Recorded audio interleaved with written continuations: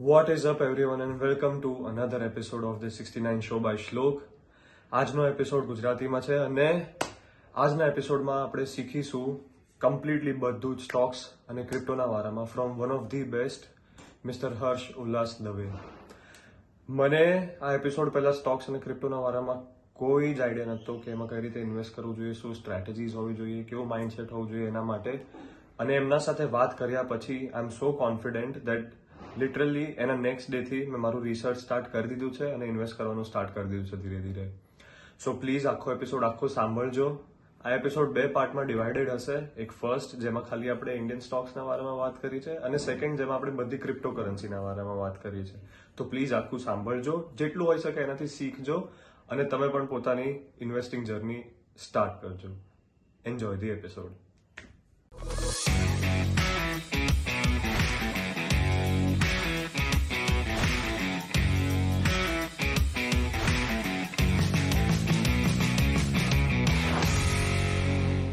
Harshbhai, welcome to the 69 show by Shlok. હવે આજનો topic એ જ રાખીશું, સ્ટોક્સ, ક્રિપ્ટોકરન્સી અને કઈ રીતે કોઈ માણસ એમાં પોતાની જર્ની સ્ટાર્ટ કરી શકે છે. હું કમ્પ્લીટલી ક્લુલેસ છું આના બારામાં, એટલે ઘણા બધા લોકો હશે અને ઘણા બધા લોકો મિસઇન્ફોર્મ્ડ બી છે સ્ટોક્સ અને ક્રિપ્ટોના બારામાં કે ભાઈ આ તો રિસ્ક હોઈ શકે છે, કાં તો કોઈ ફ્રોડ આપણા પૈસા જતા રહેશે, કે એક બહુ કોમન ટર્મ છે કે જુઓ છે. તો જે બહુ મને એક રીતે થોડું ખરાબ લાગે છે. સ્ટાર્ટિંગમાં મને બી એવું લાગતું હતું કે આ તો શું છે આ બધું, કે સટ્ટો છે, ડબ્બો છે, જુઓ છે. હા, એટલે તમે એ રીતના સ્ટાર્ટ કરો કે કઈ રીતે કોઈ માણસ આમાં સ્ટાર્ટ કરી શકે છે. સર્વપ્રથમ તો એ વાત છે કે આજે આપણી જે જનરેશન છે, the current generation, we are all having the power of internet. Right. પણ અનફોર્ચ્યુનેટલી આપણે એ જે સશક્તિકરણ છે, કે જે તાકાત છે ઇન્ટરનેટની, એ આપણે પ્રોપર ડિરેક્શનમાં ક્યારેક નથી વાપરી શકતા. એટલે કેવું છે કે we are always on social media. આપણે સોશિયલ મીડિયાના બધા જ હેન્ડલ્સ પર છે, પણ એ સોશિયલ મીડિયાના હેન્ડલમાં ઘણી ઇન્ફોર્મેટિવ હેન્ડલ્સ પણ હોય છે કે જે તમને લાગતી વળગતી ઇન્ફોર્મેશન આપી શકતી હોય છે.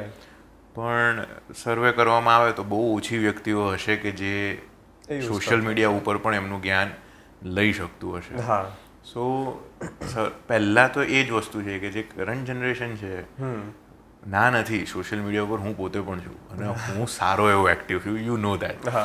બટ એની સાથે સાથે I try to take information from each and everywhere. ચાહે સોશિયલ મીડિયા હોય, ચાહે ઓનલાઈન ન્યૂઝ આર્ટિકલ્સ હોય, ચાહે BSCની વેબસાઇટ્સ હોય, for if I talk about stocks. અને everyone have a mobile, everyone have their 4G connection, અને બધા પાસે એ આવડત છે લેટન્ટ, એટલે જે પ્રેઝન્ટ છે પણ હિડન આવડત એવી છે કે તેમને કોઈ પણ વસ્તુ સર્ચ કરવી હશે તો તે સર્ચ કરીને એના ઉપર એમનું રિસર્ચ ચાલુ કરી શકશે.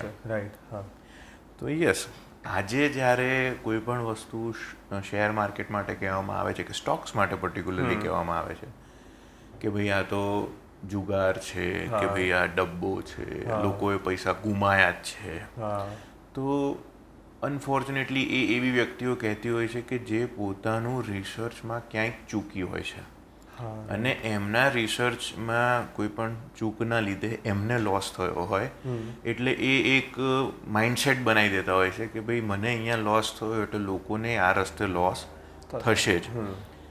પણ જે વાસ્તવિકતાથી દૂર હોય છે થોડા. જરૂરી નથી કે સ્ટોક માર્કેટની અંદર બધા લોસ જ કરતા હોય.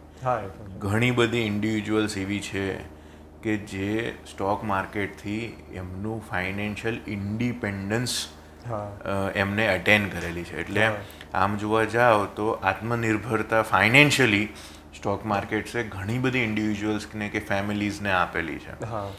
આ તમને વાત કરું તો કોવિડ વખતે સ્ટોક માર્કેટ એક એવી વસ્તુ હતી કે જે લોકોને એટલીસ્ટ 9 to 4 કે 9 to 3 કંઈક પૈસા કમાવાની કે પોતાના ઇન્વેસ્ટમેન્ટ ઉપર એક રિસ્ટ્રક્ચરિંગ કરવા માટેની આવડત કે એક ઓપોર્ચ્યુનિટી આપતી હતી.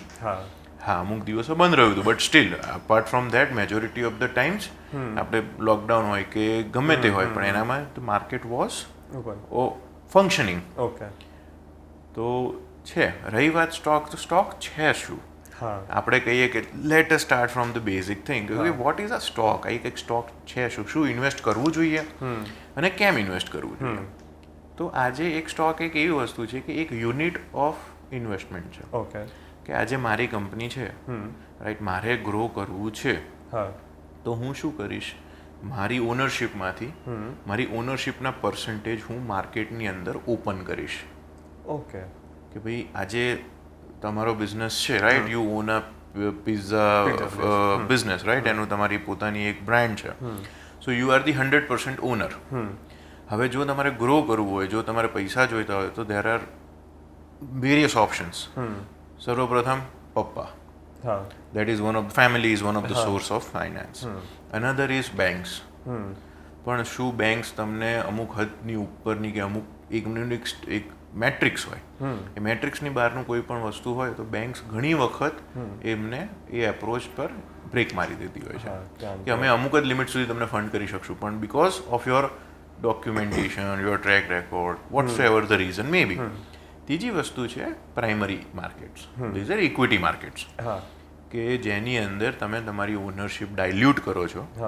કે ભાઈ આજે મારી 100% ઓનરશિપ છે, એનામાંથી હું 25% ઓનરશિપ હું ડાયલ્યુટ કરું છું. I am planning to sell or planning to share my 25% ownership to the common man. Okay.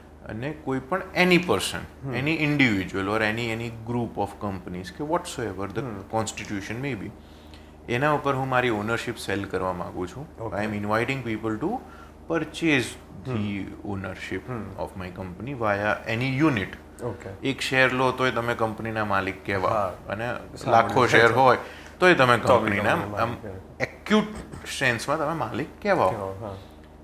આ હું એકદમ નોર્મલ લેમેન લેંગ્વેજમાં સમજાવવા માગું છું કે જેનાથી ટેકનિકલ ડેફિનેશન્સને હું નથી જઈ રહ્યો. તો એનાથી થાય એવું કે એ કંપની ઘણા પૈસા easily following the process of SEBI A acquire કરી શકે છે. સો શું થાય છે કે એમને 25% ઓનરશિપ ડાયલ્યુટ કરી, એની સામે એમને ફંડ્સ મળ્યા. ઓકે. અને એ ફંડ્સ એ કંપની એની ઓપરેશન્સ માટે યુઝ કરતી હોય છે. ઓકે. એક ક્વેશ્ચન આવતો હતો કે તો આજે સાંભળે કે કંપની પબ્લિક થઈ ગઈ, તો તમે જે કહો છો કે એક સેવરલ પર્સન્ટેજ થયું હોય કે આખી થઈ ગઈ? સી, એની અંદર એ કંપનીના મેનેજમેન્ટને જોવાનું હોય. ઓકે. અમુક મિનિમમ ક્રાઇટેરિયા હોય, એ મિનિમમ ક્રાઇટેરિયાનું તમારે સ્ટેક ઓપન કરવો પડે. ઓકે. ભાઈ there are companies which are 100% public, એટલે એનામાં કોઈ ઇન્ડિવિજ્યુઅલની ઓનરશિપ ઝાઝા પ્રમાણમાં હોતી નથી. It is 100% owned by the non promoter group, જે આપણે બધા હોઈ શકે. It can be you, it can be. Okay, right. હવે શ્લોક સોનીનું જે પિઝા બિઝનેસ છે એનામાં શ્લોક સોનીએ આઈપીઓ લાયા, ઇનિશિયલ પબ્લિક ઓફરિંગ, એના લોકોએ સબસ્ક્રાઇબ કર્યું. ધીરે ધીરે ખબર પડી કે ના યાર, ધીસ બ્રાન્ડ ઇઝ ગુડ, એનું રેવન્યુ સ્ટ્રક્ચર સારું છે. પછી people would work on your technicals, તમારી ડોક્યુમેન્ટ, બેલેન્સ શીટ્સ, ફાઇનાન્શિયલ્સ એ રીતના રહે છે, એ પ્રમાણે તમારું એનાલિસિસ થશે. પછી ખબર પડશે કે ઓકે ધીરે ધીરે ધીરે ધીરે શ્લોક સોનીનો જે શેર હતો એ 10 રૂપિયાથી વધતો ₹100 આવ્યો, ₹150 આવ્યો, ₹200 આવ્યો. પછી શ્લોક સોની જે પ્રમોટર છે એને એવું લાગ્યું કે ભાઈ ના, ઓકે મારો જે સ્ટેક છે એનામાં મારે એનકેશ કરવું છે, I just want to sell. તો એ સેલ કરીને એનો સ્ટેક રિડ્યુસ પણ કરી શકે છે. રાઈટ. એટલે એનાથી શું થાય કે ભાઈ એ પર્સન્ટેજ પછી પબ્લિક પાસે જતું રહે. હવે એ પબ્લિકની અંદર ઇન્સ્ટિટ્યુશનલ ઇન્વેસ્ટર્સ પણ હોઈ શકે, તમારા મારા જેવા વ્યક્તિઓ પણ હોઈ શકે, અને બેંક્સ પણ હોઈ શકે, LIC પણ હોઈ શકે.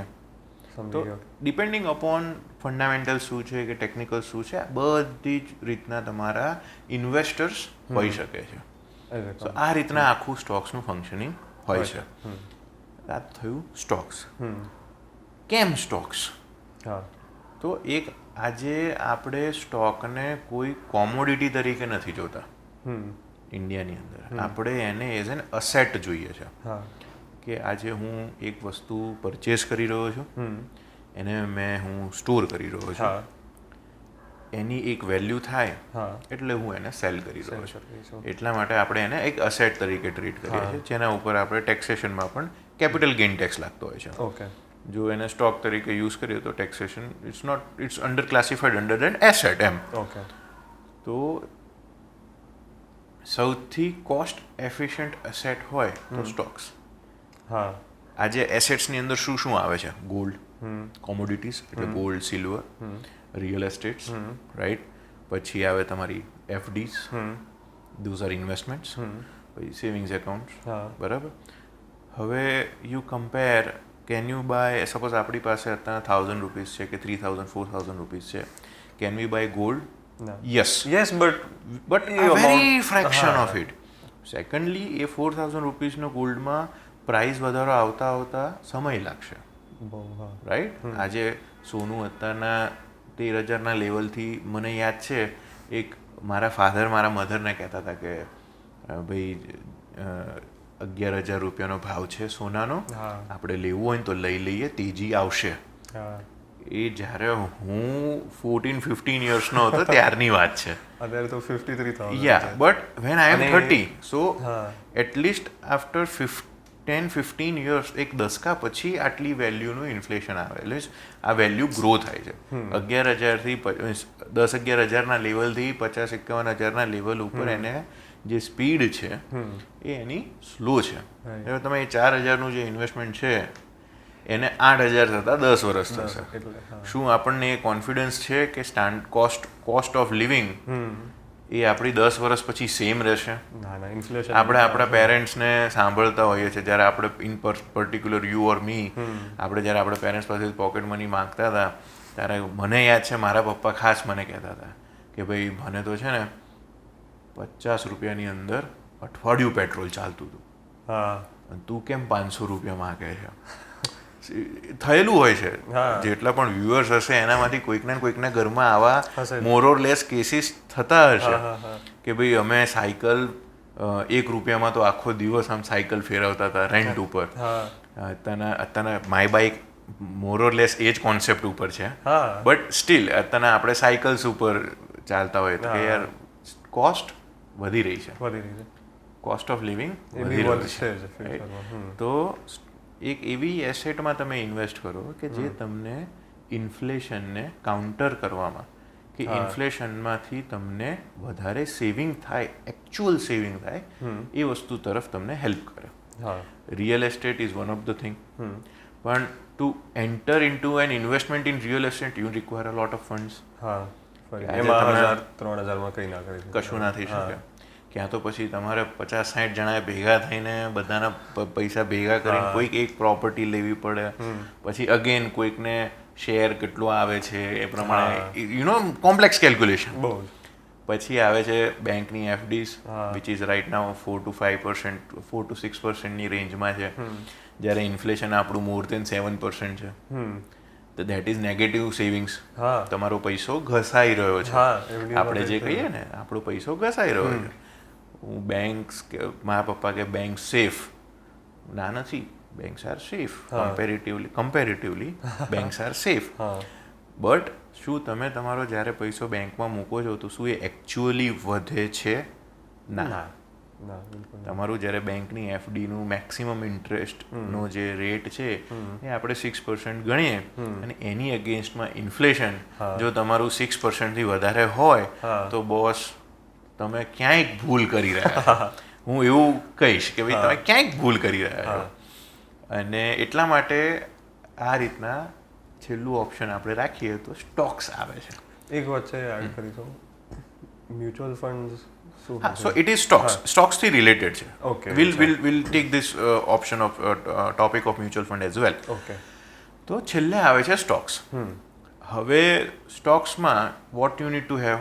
બેલેન્સ, બેંક બેલેન્સ, જે તમે ઇન્વેસ્ટ કરવા માંગો છો એ. હા એક ડીમટીરિયલ હશે, ડીમેટ એકાઉન્ટ.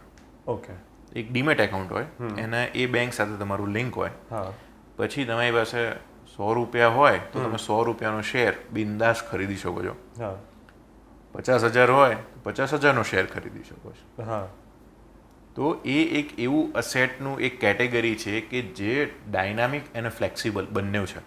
હા અને એ આપણે ગમે ત્યારે કાઢી બી શકીએ. Yeah okay. આજે તમે લીધો, સપોઝ આજે હું મારી પોતાની વાત કરું તો મેં 140 રૂપીઝમાં ઓલેક્ટ્રા ગ્રીન ટેકનો શેર લીધો હતો in the previous year, right. આજે એનો રેટ 700 ચાલી રહ્યો છે. ઓહો. So my funds have compounded. હા. આપણે જ્યારે પર્ટિક્યુલર સ્ટોક માર્કેટમાં કે ફાઇનાન્સની ઇન્ડસ્ટ્રીઝની અંદર જ્યારે આપણે વાત કરીએ ને ત્યારે તો પાવર ઓફ કમ્પાઉન્ડિંગ એક બહુ અજાયબી છે. આપણે કહીએ છીએ ને કે ભાઈ there are 7 wonders of the world, પણ 8મું વન્ડર છે ને પાવર ઓફ કમ્પાઉન્ડિંગ છે. ચાહે એ હેબિટ્સ હોય કે તમારી વેલ્થ હોય કે તમારા ફંડ્સ હોય, એ જ્યારે કમ્પાઉન્ડ થાય ને ત્યારે એનો જે ચમકારો હોય ને એ એનું જે સેટિસ્ફેક્શન એક ઇન્ડિવિજ્યુઅલને મળે ને એના માટે તો હું કહીશ કે એને 8મું અજાયબી એટલે 8th wonder of the world કહેવાય. સો પ્રેક્ટિકલ વસ્તુ છે. 140 રૂપીઝનો શેર 700 રૂપીઝ પર ગયો. એનું ઇવન યસ્ટરડે ગઈકાલના જ ન્યૂઝપેપરમાં આર્ટિકલ પણ હતું સેમ શેરનું. I eventually ended up on this share. કેવી રીતના કે ભાઈ ત્યારે hydrogen power fuel, solar electrical power fuel અને થોડીક મારી ઓબ્ઝર્વેશન સ્કિલ્સ વધારે. એટલે જ્યારે હું મારા ઘરે જાઉં ને ત્યારે BRTSનો રૂટ આવે અને એઝ અ લો અબાઇડિંગ સિટીઝન આપણે ઊભા રહીએ કે ભાઈ BRTS છે. દેર આર મેની સિટીઝન્સ કે જે BRTS આવશે પણ હું જતો રહીશ, એમ મને કોન્ફિડન્સ છે કે હું જતો રહીશ. હું એક લો અબાઇડિંગ સિટીઝનની જેમ ઊભો રહેતો હોય and I observe things around મી. ત્યારે BRTS જે છે ને એ જે આપણી બસીસ છે ધોઝ આર મેડ ઓફ ઓલેક્ટ્રા. એ ઓલેક્ટ્રા કંપનીની બસીસ છે. હવે ઘરે જતા નાવ યુ વિલ રિકોલ કે કેટલી વસ્તુ આપણી આજુબાજુમાં જ હોય છે, પણ we just need to observe and correlate. ત્યારે સ્ટ્રાઇક થઈ કે okay if this company is into manufacturing of electrical buses અને અત્યારના સોલર ને ઇલેક્ટ્રિસિટી EVsનું જમાનું means it was given a lot of push, why don't I invest? તો મેં એ EVs રિલેટેડ ઘણી બધી કંપનીઝનું લિસ્ટ બનાવ્યું અને મેં બીજા દિવસે જોયું કે ભાઈ મારી પાસે કેટલા ફંડ્સ છે. 10,000 રૂપીઝ છે. ઓકે, હવે હું 2,000 રૂપીઝ ઓલેક્ટ્રામાં લગાવીશ, પછી આટલા પર્સન્ટેજ ઓફ ફંડ્સ હું એક્સાઇડ બેટરીઝમાં લગાવીશ, આટલા પર્સન્ટેજ ઓફ ફંડ્સ હું અમારા જે બેટરીઝમાં લગાવીશ એન્ડ રિલેટેડ કંપનીઝ. સમજી ગયો. વર્ષ પછી એવું થયું છે કે મારા ફંડ્સ જે હતા ધોઝ હેવ કમ્પાઉન્ડેડ. કોવિડ આમ તો મારું શેર માર્કેટમાં ઇન્ટ્રોડક્શન કોલેજના ફર્સ્ટ યરથી થઈ ગયું હતું. કારણ કે જ્યારે ભણતા હોઈએ ત્યારે ડેફિનેટલી આ સ્ટોક માર્કેટનું ઇન્ટ્રોડક્શન કે સ્ટોક માર્કેટ રિલેટેડ ચેપ્ટર્સ આવતા જ હોય છે. કોમર્સ બેકગ્રાઉન્ડથી બિલોંગ કરીએ છીએ આપણે, ટેક્સેશનમાં એસેટ ક્લાસિફિકેશન્સ જોતા હોઈએ છીએ, તો ડેફિનેટલી તો ક્યાંક ને ક્યાંક વાંચવું હોય તો આઈ હેડ ટ્રાઈડ કે ભાઈ હું થોડુંક મારો હાથ અજમાવું. અને આપણે ઘણી વખત જ્યારે આપણી ગાડીનું ગિયર પાડતા હોઈએ છીએ ને ત્યારે ઘણા લોકોનું લકીલી ફર્સ્ટ ગિયર પડી જતું હોય છે, પણ મારું અનફોર્ચ્યુનેટલી શેર માર્કેટમાં પહેલું જ ગિયર રિવર્સમાં પડ્યું. એટલે I am thankful to my parents and family કે જેમને મારો લોસ રિકવર કરવામાં મારી મદદ કરી. પણ ત્યારે મેં હાથ જોડી દીધા હતા કે I am not entering stock market. આ છે જ્યારે હું ફર્સ્ટ યર BBAમાં હતો ત્યારે. So when I was in BBA મારા 3 વર્ષની અંદર મેં સારા એવા મારા પપ્પાના પૈસા ગુમાયા છે. પછી તો મેં ક્ષેત્ર સંન્યાસ લઈ લીધો અને મેં I decided I am not going to enter in to stock market. હું એ જ વ્યક્તિ હતો કે જે તું કહેતો હતો કે ભાઈ ના ખરાબ વસ્તુ ના આનામાં ના જવાય, આનામાં યુઝ્યુઅલી પીપલ લોસ જ કરતા હોય છે, આનામાં જે લોકોનું તજુર્બો હોય એ લોકો જ જઈ શકે. અને અલ્ટિમેટલી પેલું ઘરમાં એક અમારા તો કહેવત ચાલુ થઈ ગઈ હતી કે ગાયને દોઈને દૂધ કૂતરાને પાવું, કે હર્ષે તો એવું જ કર્યું છે. આપણું સામાજિક સ્ટ્રક્ચર એવું છે ને કે કોઈ કંઈક ભૂલ કરે ને તો એ ભૂલ ઉપર હથોડી મારવા પબ્લિક છે અને આપણી ફેમિલીની નજીકની જ વ્યક્તિઓ પહેલા આવે. અરે but still but let's not touch that. બધાની ભાવનાઓ પછી થોડુંક આમ ખરાબ લાગશે. બટ ઓકે, સો તો હું એ જ વ્યક્તિ હતો કે જેને ક્ષેત્ર સંન્યાસ લીધો. મેં કહ્યું નથી જો સ્ટોક્સમાં, કારણ કે મારા ફાધરના એટલું સારું છે કે I gel well with my father, કે I was open with him કે ભાઈ મારે આ રીતના થયું છે, મેં પૈસા ડૂબાયા છે, નાઉ યુ હેલ્પ મી, કે ભાઈ આનામાંથી હું બહાર નીકળું. ઇવેન્ચ્યુઅલી થિંગ્સ એન્ડેડ અપ વેલ, પણ પછી મેં ક્ષેત્ર સંન્યાસ લઈ લીધો. પણ ક્યાંક ને ક્યાંક પાછળ આપણને એ એક રહી જાય ખોટ કે સાલું મેં પૈસો ગુમાયો. હા, એ તો હોય. એ જે ગિલ્ટ છે ને, એ ગિલ્ટ મારી સાથે till I completed my masters જોડે રહી જોડે કે ના યાર મારે કરવું તો છે, કરવું તો છે, કરવું તો છે. પછી ખબર પડી કે હું ક્યાં ખોટો હતો. હા, આપણે આપણી જ જાતને એનાલાઇઝ નથી કરતા હોતા ક્યારેક ક્યારેક કે ભાઈ મેં શું ખોટું કર્યું. તો હું જે ખોટું કરતો હતો ને એ બધી વસ્તુ હતી કે હું પૈસા કમાવાની લાલચથી ટ્રેડ કરતો હતો. ઓકે. ના ના જલ્દીથી પૈસા કમાવા છે, જલ્દીથી પૈસા કમાવા છે, જે વસ્તુ ખોટી છે. હા, તમારે કોઈ પણ એસેટની અંદર જ્યાં સુધી તમારામાં પેશન્સ નહીં હોય, તમને રિટર્ન નહીં આવે. રાઈટ. ડિઝાયરેબલ રિટર્ન્સ નહીં આવે. Right right right. અને એટલે પછી માસ્ટર્સ આવ્યું, માસ્ટર્સ કમ્પ્લીટ કર્યું, પછી ડિસાઈડ કર્યું કે પપ્પા પાસેથી અત્યારે હવે નો હેલ્પ, જાતે કરીશ. પહેલાં હું મારી જાતને પ્રૂવ કરીશ. હા, મારી પોતાની સેવિંગ્સ કરીશ. હા, હું એનામાં મારા સ્ટોક્સ લઈશ. I'll observe, I'll patiently wait, and then પછી હું પિચ કરીશ મારા ફાધરને કે પપ્પા હવે થોડીક મને લાગે છે ગ્રીપ છે, would you like to add funds. હા, તો પછી આગળ વિચારવામાં આવશે. હા. Luckily covid in 2020 market tank થયું, ક્રેશ થયું, ત્યારે જ મેં એન્ટ્રી લીધી. Oh nice. સો આપણે ને કે સિચ્યુએશન બધી સરળતાથી સેટ થઈ ગઈ કે મેં એ વખતે ગ્રોઈંગ માર્કેટની અંદર મેં એન્ટ્રી લીધી. તો કે એ વખતે એવું સાંભળવામાં મારે બહુ હતું કે આ this is the right time to enter. Yes yes. અને to be honest, any time is the right time to enter. Okay. Covid was an exceptional situation જ્યાં લોકોએ પેનિક જ કરેલું છે. હા. જ્યારે ઇન્વેસ્ટર્સ કે જ્યારે પણ ઇક્વિટીમાં ડીલ કરનારા વ્યક્તિ પેનિક કરે ને, that is bed. Okay. Share માર્કેટમાં બધા જેટલા પણ એક્સપિરિયન્સ્ડ વ્યક્તિઓ છે એ લોકો એવું જ કહે છે કે તમે પેશન્સ રાખો, do your research, have patience. કોઈ પણ સિચ્યુએશન છે એ પરમેનન્ટ નથી આવવાની, એનું હળ કે એનું ઓપ્શન નીકળશે જ. હા. બટ ઘણી વખત અમુક સેન્સિટિવ ઇન્વેસ્ટર્સ એવા હોય કે જે લોકો ઇમોશનલી પેનિક થઈ જાય. હા. તો ત્યારે એ બધું વેચવા કાઢી દે કે શું થાય કે ઓવર સપ્રેશન થવાનું ચાલુ થાય. ઓકે. એટલે આપણે જોઈએ કે ભાઈ શેર માર્કેટમાં આટલું કડાકા ફોડ ન્યૂઝમાં આવે કે શેર માર્કેટમાં કડાકો, ઇન્વેસ્ટર્સના લાખો કરોડો રૂપિયા ધોવાયા, but it is because of panic. તો કોઈ પણ ઇન્વેસ્ટર કે આપણું જેટલા પણ વ્યુઅર્સ હોય એ લોકોને જો ઇન્વેસ્ટ કરવું હોય તો ઇન્વેસ્ટમેન્ટ સાથે હું રેકમેન્ડ કરીશ કે તમે પેશન્સ રાખો. રાઈટ. આ ઓવરનાઇટ કશું જ નથી થવાનું આની અંદર. તમારે એટલીસ્ટ 3-4 મહિના, વરસ, 2 વરસ, 5 વરસ, 10 વરસ, you need to cook it. તમે એક વસ્તુ રાખો છો તો લેટ ઇટ કુક. આજે આપણે ઘરમાં ખીચડી બને છે ને તો મમ્મી, આપણા ઘરની મમ્મીઓ બધી સીજવા દે ને કે કુકરની સીટી બોલ્યા પછી પણ કુકર ગેસ ઉપર જ રાખે, કેમ કે ભાઈ એ ત્યારે ઓર સ્વાદ બને છે એનો. તો સિમિલરલી આપણે એને કુક કરવું પડે, એને આપણે પેશન્ટલી હોલ્ડ કરવું પડે. હા, જ્યારે તમે હોલ્ડ કરો છો ત્યારે આંખ બંધ નથી કરી દેવાની. ઓકે. તમારે તમારું રિસર્ચ તો જારી જ રાખવાનું કે ભાઈ આ કંપની શું કરી રહી છે. આપણે આપણા ભાઈબંધોની બધી જ વિગત રાખતા હોઈએ છીએ કે ભાઈ એનું કયું મોડલનું બાઇક છે, એનો કયા મોડલનો ફોન છે. પણ જ્યારે આપણે આપણા કોઈ પણ કંપનીના સ્ટોક્સ ઇન્વેસ્ટ કરતા હોઈએ છીએ તો એ કંપની શું કરી રહી છે ને એનામાં આપણને ઇન્ટરેસ્ટ જ નથી હોતો. એ ખાલી પેલું જોઈએ છે અચ્છા ઉપર જઈને ગ્રાફ જોઈને. ગ્રાફ ક્યારે આવે છે? જ્યારે પરફોર્મ કરી રહી છે, જ્યારે કંપની જે પરફોર્મ કરતી હોય એ જે બિઝનેસ છે એ બિઝનેસનું જે સેલ્સ હોય કે એની પ્રોફિટેબિલિટી હોય કે એનું ડેટ સ્ટ્રક્ચરિંગ, રીસ્ટ્રક્ચરિંગ હોય, તો એ તમે એના ઉપર ટ્રેક રાખો તો તમને ઇન્ફોર્મેશન મળે.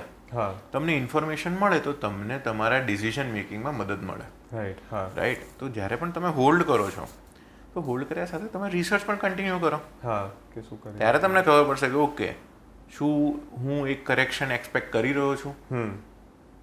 ઇકોનોમીની અંદર ઘણી વખત એવું થતું હોય કે ભાઈ ફાર્મા ઇન્ડસ્ટ્રીને વધારે પ્રાયોરિટી આપવામાં આવી હોય તો ઘણી વખત આપણે હિસ્ટોરિકલી જોતા હોય કે એ પર્ટિક્યુલર 2-3 મહિના ઓટોમોબાઈલ માર્કેટ કે ઓટોમોબાઈલ ઇન્ડસ્ટ્રી થોડીક 10-20-30% કરેક્શન આવી જતું હોય હા સ્લોલી એન્ડ ગ્રેજ્યુઅલી, પાછું અગેન તે પિક કરી લે, હા રાઈટ? તો ત્યારે તમે 100%માંથી તમારા સપોઝ 100 શેર હોય, તમે 30 શેર વેચીને તમે પ્રાઇસ બેનિફિટ પણ લેવા જઈ શકો, હા રાઈટ? એટલે એ ત્યારે તમારી રિસર્ચ, ત્યારે તમારી ગટ ફિલિંગ, ત્યારે તમારું એનાલિટિકલ માઇન્ડસેટ થી તમે એક ડિસિઝન લઈ શકો.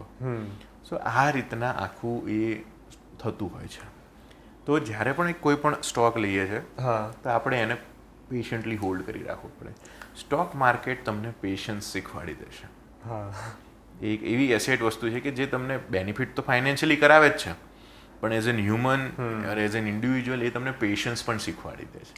કે જે વ્યક્તિ પેશન્ટલી એનાલિટિકલી રિસર્ચ કરીને કામ કરશે તો એમનો એસેટની ક્વોલિટી અને વેલ્યુ બંને વધશે. સમજી ગયો.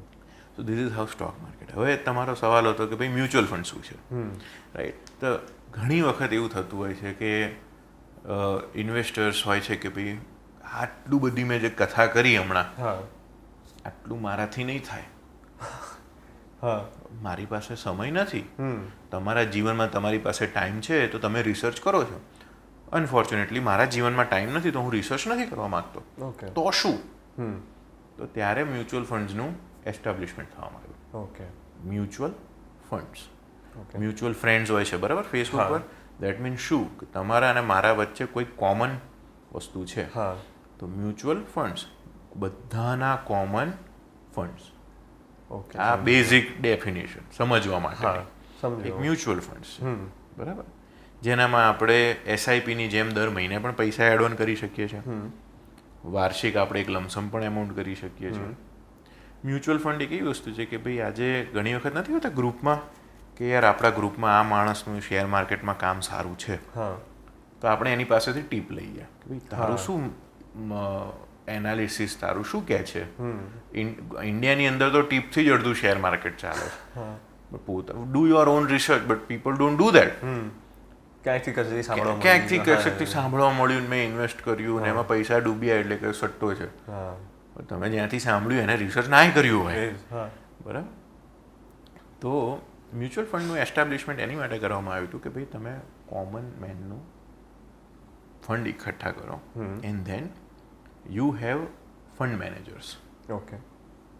અને જે મ્યુચ્યુઅલ ફંડની જે કંપનીઝ હોય છે ને, those are known as AMCs, asset management companies. એ લોકો શું કરે છે કે તમારા ફંડ્સ જે તમે લોકોને આપો છો એ ઇક્વિટી માર્કેટમાં જ ઇન્વેસ્ટ કરે. ત્યાં એક માણસ, એ લોકોએ ટ્રેન્ડ એજ્યુકેટેડ માણસ રાખેલો હોય કે જેનું કામ જ છે કે લોકોના પૈસા કે જે એસેટ મેનેજમેન્ટ કંપની પાસે છે એનું પ્રોપર રિટર્ન મેળવવું. એને એની ઓફિસની અંદર આપણે નથી મૂવીઝની અંદર જોતા, પહેલાં 9 સ્ક્રીન હોય ને 6 સ્ક્રીન હોય ને એ બધી સ્ક્રીન્સ હોય જેના ઉપર એનાલિટિકલી ગ્રાફ્સ એનાલાઇઝ કરતો હોય, આપણા બિહેવ ઉપર ઇન્ડસ્ટ્રી એનાલિસિસ કરતો હોય, અને એ આપણા ફંડ્સનું ઇન્વેસ્ટમેન્ટ કરતો હોય. એના જે રિટર્ન્સ આવે એ પછી એ બધા ઇન્વેસ્ટર્સને પ્રો રેટા બેઝિસ પર ટ્રાન્સફર કરવામાં આવે. એટલે મ્યુચ્યુઅલ ફંડ આપણો એ ફ્રેન્ડ છે જે સ્ટોક માર્કેટમાં બહુ જ સારો છે, એટલે આપણે પોતાના પૈસા એને આપી શકીએ. યસ. અને પ્લસ કેવું છે કે ઘણી વખત આજે મારે એક રિલાયન્સ ઇન્ડસ્ટ્રીઝ લિમિટેડનો શેર લેવો છે, પણ it is now in the range of 2500-3000. મારી પાસે એટલા પૈસા નથી, મારી પાસે 1000 રૂપિયા, તો હું શું કરીશ? શું આપણને અડધો શેર મળે છે? ના, એક યુનિટ લેવું પડે, એક શેર લેવો પડે. યસ, એક શેર લેવો પડે, અડધો શેર ના મળે. એક શેર લેવો પડે. હવે તમારી પાસે 1000 રૂપિયા હોય તો તમે રિલાયન્સ ઇન્ડસ્ટ્રીઝ લિમિટેડનો એક શેર ના લઈ શકો. બટ તમે મ્યુચ્યુઅલ ફંડ્સમાં હો અને જો એ મ્યુચ્યુઅલ ફંડ રિલાયન્સનો ઇન્ડસ્ટ્રીઝનું ઇન્વેસ્ટ કરતું હોય તો તમારા જેવા કેટલાય લોકોના પૈસા એની પાસે હોય, તો એ એક સામટા 10 રિલાયન્સ ઇન્ડસ્ટ્રીઝના શેર લઈ શકે છે. એનો જે બેનિફિટ આવ્યો, સપોઝ 25% ગેઇન થયું, તો તમારા ફંડ્સ ઉપર તમને 25% તમારું એસેટ વેલ્યુમાં ઇન્ક્રીઝ થઈ જ જાય છે. સમજી ગયો. સો એ એવી રીતના આખું મ્યુચ્યુઅલ ફંડ છે. બટ યસ, ઓલવેઝ આપણે મ્યુચ્યુઅલ ફંડ્સની જ્યારે પણ એડવર્ટિઝમેન્ટ જોતા હોઈએ ત્યારે એ લોકો કહેતા હોય છે કે ભાઈ મ્યુચ્યુઅલ ફંડ્સ આર ઇન્વેસ્ટમેન્ટ તો સબ્જેક્ટ ટુ માર્કેટ રિસ્ક. એટલે માર્કેટ રિસ્ક તો રહેવાનું જ રહેવાનું છે. બેંક્સ જેવી જે સેફેસ્ટ ઓપ્શન કહેવાય છે, ઘણી વખત બેંકોય ઉઠી ગઈ છે, રાઈટ? તો શું સેફ છે કશું? ના, આમ નથી. પણ તમે એલર્ટ અને એક્ટિવ હો તો તમને નુકસાન ના જાય. રાઈટ. મ્યુચ્યુઅલ ફંડ્સમાં બીજા એ પણ છે, દેર આર વેરિયસ ટાઈપ્સ, ઘણા બધા કેટેગરી ઓફ મ્યુચ્યુઅલ ફંડ્સ છે. અમુક એગ્રેસિવ મ્યુચ્યુઅલ ફંડ છે કે જે ઇક્વિટી માર્કેટમાં ડીલ કરે, એનામાં રિટર્ન અને રિસ્ક બંને હાઈ છે. અમુક ડેટ મ્યુચ્યુઅલ ફંડ્સ છે કે જે બોન્ડ્સ ને એ બધામાં ઇન્વેસ્ટ કરે ને એનું એક ડિસન્ટ બટ એક સારું પર્સન્ટેજ ઓફ રિટર્ન તમને આપે. ઓકે. અમુક બેલેન્સ્ડ હોય, ડેટમાં ઇન્વેસ્ટ કરે, ઇક્વિટીમાં ઇન્વેસ્ટ કરે, એ રીતના આખું હોય. અમુક મ્યુચ્યુઅલ ફંડ્સ એવા પણ હોય કે જે તમને ટેક્સેશન બેનિફિટ આપે. સેક્શન 80C કરીને એક છે ઇન્કમ ટેક્સ એક્ટમાં, કે એની હેઠળ જો તમે કોઈ પણ પર્ટિક્યુલર કેટેગરી ઓફ મ્યુચ્યુઅલ ફંડ્સની અંદર તમે ઇન્વેસ્ટ કર્યું હોય તો તમને ટેક્સ બેનિફિટ પણ મળે. રાઈટ. સો મ્યુચ્યુઅલ ફંડ્સના આટલા બધા પર્પઝ છે, કેટેગરીઝ છે, અને એનું આ પર્પઝ છે ઇન્વેસ્ટમેન્ટનું. ઓકે. અત્યારે એવું છે કે એટલે કોઈ સ્ટેપ બાય સ્ટેપ અગર સપોઝ મારે કાલથી સ્ટાર્ટ કરવું છે ઇન્વેસ્ટ કરવું, તો હું ખાલી મારા ફોનથી સ્ટાર્ટ કરી શકું છું? યસ, કરી શકું છું. આરામથી કરી શકો છો. ફોનની અંદર બેંક છે, રાઈટ, વી હેવ બેંકની એપ્લિકેશન્સ છે, સારા સ્ટોક બ્રોકર્સની પણ એપ્લિકેશન્સ છે. હા, જેમ કે ઝીરોધા છે, એક મારા ફોનમાં મેં ઝીરોધા છે, એન્જલ બ્રોકિંગ છે, દેર આર મેની. હવે જે માર્કેટની અંદર સારું માર્કેટિંગ કર્યું હોય, જેનું રેફરન્સિંગ સારું હોય, એનું આપણે મીન્સ એનું આપણે એપ ડાઉનલોડ કરી શકીએ છીએ અને આપણે એ પ્રમાણે એની અંદર આપણે એ KYC કમ્પ્લીટ કરવાના, બેંક એની સાથે લિંક કરી દેવાની હોય, જેથી તમે તમારા પૈસા એ ઝેરોદાના એકાઉન્ટની અંદર કે તમારા એ જે સ્ટોક બ્રોકર છે એ બ્રોકરના એકાઉન્ટની અંદર તમારા પૈસા રહે અને તમે એનામાંથી પરચેસ સેલ કરી શકો છો. Okay, perfect. છે વસ્તુ બહુ જ સિમ્પ્લિફાઈ, પણ કેવું છે કે ભાઈ કર્યું ના હોય એટલે કોમ્પ્લિકેટેડ લાગે. હા, પણ છે નહીં. પણ આપણે એની જ વસ્તુ કરીએ ને કે how to open A demat account on XYZ, તો એના સ્ટેપ્સ હોય જ. કોલ સેન્ટરનો નંબર હોય જ છે, તમે ફોન કરી જ શકો છો, અને એ લોકો તમને ગાઈડ કરતા જ હોય છે. These things are simpler. પણ યસ, તમે એક કોઈ પણ અસેટ તમે ઇન્વેસ્ટ કરતા હો, તમારું એલર્ટનેસ અને એક્ટિવનેસ બંને સારી રીતના હોવી જોઈએ. આંધળું ક્યાં નથી કરવાના એમ. અને તો વિથ સ્ટોક્સ તો ઇઝ ઇટ પોસિબલ કે 10,000થી આપણે લેક્સમાં જઈ શકીએ એકદમ? કેમ નહીં. મેં તમને યાદ હોય તો એક ટર્મ યુઝ કરી, પાવર ઓફ કમ્પાઉન્ડિંગ, રાઈટ. હવે સમજી લો કે આજે ફક્ત આપણે 10% ગ્રો કરીએ છીએ વાર્ષિક. તમે 10,000 ઇન્વેસ્ટ કર્યા, 10,000ના 10% થયા 10,000 રૂપિયા, જે એડ થઈને થયા 11,000 રૂપિયા. નેક્સ્ટ યર તમે 11,000થી ચાલુ કરશો, એના ઉપર 10% કમાશો. એ થશે અનલેસ હું એ મારો પ્રોફિટ કાઢી નથી રહ્યો. હા, એટલા માટે જ મેં કીધું છે કે પેશન્સ અને કુકિંગ એબિલિટી હોવી જોઈએ. સમજી ગયો. કોઈ પણ એક લાંબા ડ્યુરેશન ઓફ ટાઈમ ઉપર તમે કોઈ પણ વસ્તુને હોલ્ડ કરતા હો, કે તમે તમારો પ્રોફિટ બુક કરીને પણ રીઇન્વેસ્ટ કરતા હો, ઓપોર્ચ્યુનિટીઝ અઢળક છે. તમારે રિસર્ચ કરતા રહેવાનું. તમને લાગે કે ઓકે મને એક વેલ્યુ જોઈતી હતી, આવી ગઈ, આઈ એમ હેપી, તમે એને સેલ કરો. તમારી પાસે જે ફંડ્સ આવ્યું એને તમે એડ કરો, કોઈ બીજું ફંડ, આપણે બીજી સ્ક્રિપ્ટ કે કંપની, તમે કંપની પણ કહી શકો, સ્ક્રિપ્ટ પણ કહી શકો, બીજી સ્ક્રિપ્ટમાં પૈસા લગાવો, એનામાં તમને રિટર્ન આવ્યું, તમે સેલ કરો, ત્રીજી સ્ક્રિપ્ટમાં લગાવો. આજે આપણે જ્યારે માર્કેટ સપોઝ એનાલાઇઝ કરતા હોઈએ તો એવું વેન ડુ વી રિયલાઇઝ કે ઇધર આ તો થયું કે તમને જે એક્સપેક્ટેડ રિટર્ન લાગતું હતું કે આ આવ્યું ત્યારે મેં સેલ કરી દીધું, કાં તો પછી એવું ક્યારે આપણે શું કહેવાય કે વિચારી શકીએ કે ટ્રાય કરી શકીએ જાણવાનું કે આ કંપની પોતાના પીક પર આવી ગઈ છે કે હવે ટાઈમ છે કે કાઢવાનું, એવું કંઈ? Do your own research. એવું જ છે. આજે ઘણી બધી કંપનીઝ જે તે ઇન્ડસ્ટ્રીને બિલોંગ કરતી હોય, તમારે ઇન્ડસ્ટ્રીને પણ જોવું પડે. કે કેવું કરી રહી છે. ઓકે. એ ઇન્ડસ્ટ્રીની સાથે સાથે એ કંપની કેવું પરફોર્મ કરી રહી છે, એટ પાર છે, એની ઉપર છે, શું ઇન્ડસ્ટ્રી 10% દોડતી હોય 8% દોડે છે, કેમ 8% દોડે છે? ઓકે. એ તમે એ ક્વેશ્ચન માર્ક મૂકશો ને, એનો આન્સર શોધવા જશો ને, તો તમને ખબર પડશે કે અત્યારે હું હોલ્ડ કરું હા કે અત્યારે હું સેલ કરું કે હું શું કરું. અને સેમ ગોઝ વિથ બાઇંગ હે ને બાઇંગ ડેફિનેટલી. કે કંપની આગળ પહેલાં કેવું પરફોર્મ કરી રહી હતી અત્યારે ડાઉન છે તો મારે એને લેવા જોઈએ કે ના લેવા જોઈએ. યસ. આપણી પાસે ઇન્ફોર્મેશન ફ્રીમાં અવેલેબલ છે. હા એ તો છે. બોમ્બે સ્ટોક એક્સચેન્જ BSC એની વેબસાઇટ ઉપર દરેક સ્ક્રિપ્ટનું જે પણ કોમ્યુનિકેશન થતું હોય ઓકે ટુ ધી BSC એટલે સ્ટોક એક્સચેન્જ એ તમને મળે જ છે. ઓહ લોકો કદાચ કરતા નહીં હોય. યસ. જોતા જ નહીં હોય. તમે ઓડિટ રિપોર્ટ્સ જોઈ જ શકો છો. ઓહો તમે સ્ટડી કરી જ શકો છો. કોઈ ના નથી. હા થોડુંક કોમ્પ્લિકેટેડ હોય છે. પહેલી વખત કોઈ માણસ ઓડિટ રિપોર્ટ કોઈ પણ એનાલાઇઝ કરવા બેસશે તો એને અઘરું લાગશે. હા પણ એના સિવાયનો કોઈ ઓપ્શન છે ના. તો જો કોઈ ઓપ્શન ના હોય તો you need to do that. Right. તમે ઇન્ડસ્ટ્રી એનાલાઇઝ કરો, કંપની એનાલાઇઝ કરો, પછી તમને લાગે કે ઓકે મને ફીલ થઈ રહ્યું છે કે it's a right time to invest. આ એક સારી કંપની છે, એનું ગ્રોથ પ્રોસ્પેક્ટ સારો છે, આઈ ઇન્વેસ્ટ. સમજી ગયો. હવે ફોર એક્ઝામ્પલ મારી પાસે 50,000 રૂપિયા છે તો મારે એને કેવી રીતના ડિવાઈડ કરવું જોઈએ? યસ, એ બહુ સારો સવાલ છે. કેમ? કારણ કે ઘણી વખત સારા રિટર્ન્સની લાલચમાં આપણે બધા જ ફ્રૂટ્સ એક જ બાસ્કેટની અંદર મૂકી દઈએ છીએ. હા એ. અને પછી એમાં કંઈક પ્લસ માઇનસ થાય એટલે આપણું બીપી, શુગર, કોલેસ્ટ્રોલ બધું હલવાનું ચાલુ થાય. હા કોઈ દિવસ એવું કરવું નહીં. ઓલવેઝ અલગ અલગ. આજે આપણું અર્થતંત્ર ચાલે છે તો શું એ એક જ ઇન્ડસ્ટ્રી પર ચાલે છે? ના. એનર્જી છે, ઇન્ફ્રાસ્ટ્રક્ચર છે, રેલવેઝ છે, ટ્રાન્સપોર્ટ છે, ફાર્મા છે, એગ્રીકલ્ચર છે, FMCG છે, બધી જ ઇન્ડસ્ટ્રીઝ ભેગી થઈને એક અર્થતંત્ર ચલાવે છે. શું ઘર એક જ વ્યક્તિથી ચાલે છે? ના. મધર છે તો એ એનું કામ કરે છે, ફાધર છે એનું કામ કરે છે, આપણે એઝ અ સેકન્ડ જનરેશન કે થર્ડ જનરેશન આપણે આપણું કામ કરતા હોઈએ.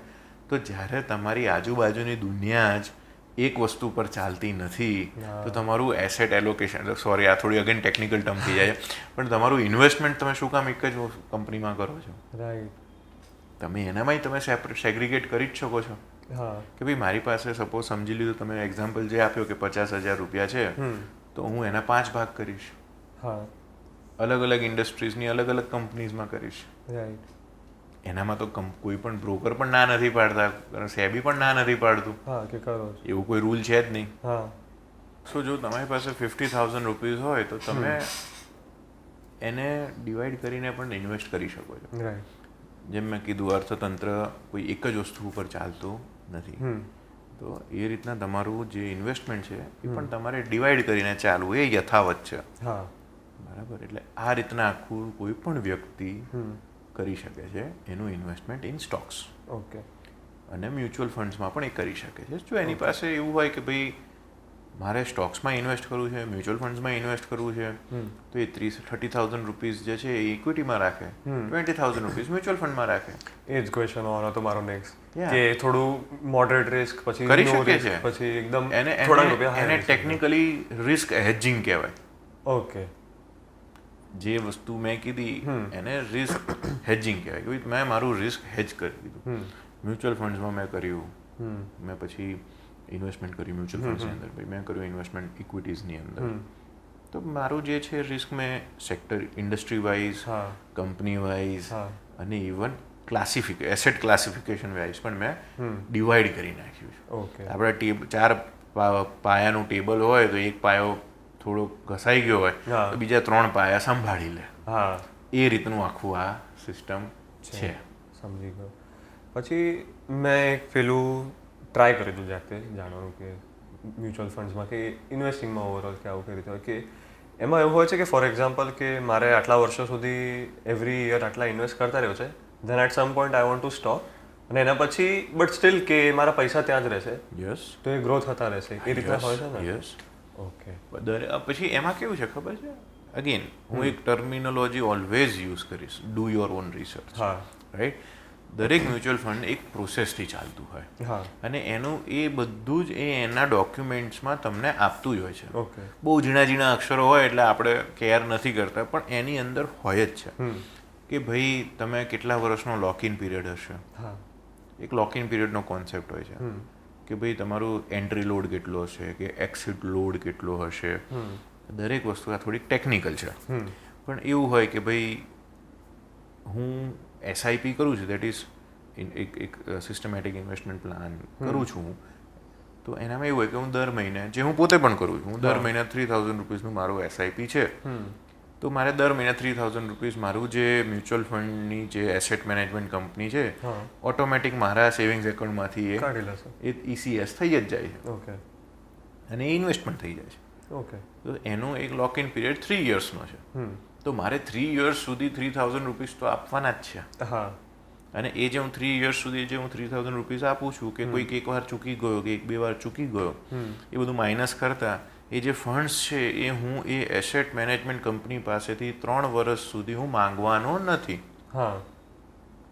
3 વર્ષ પતે ને એના પછીનો જે મહિનો આવે એનામાં હું કહી શકું કે મારે ટોટલ વિડ્રો કરવા છે. ઓકે. તો એ જે તે સમયની માર્કેટ વેલ્યુ ઉપર તમારા યુનિટ સેલ કરશે, તમને પૈસા આપી દેશે. ઓકે, સમજી ગયો. સરસ. એટલે ઘણી વખત જે કીધું ને કે મ્યુચ્યુઅલ ફંડ સહી છે, હા, એડવર્ટીઝમેન્ટ એની એવી રીતના જ આવે, મ્યુચ્યુઅલ ફંડ સહી છે. કેમ? કારણ કે એનું પાછળનું આ રીઝન છે કે તમે ઇક્વિટી ઇન્વેસ્ટમેન્ટની અંદર તમારે એક કન્સિડરેબલ અમાઉન્ટ ઓફ ટાઈમ આપવો પડે છે ઇન્ફોર્મેશન સમજવામાં, એનાલાઇઝ કરવામાં અને પછી ડિસિઝન મેકિંગમાં.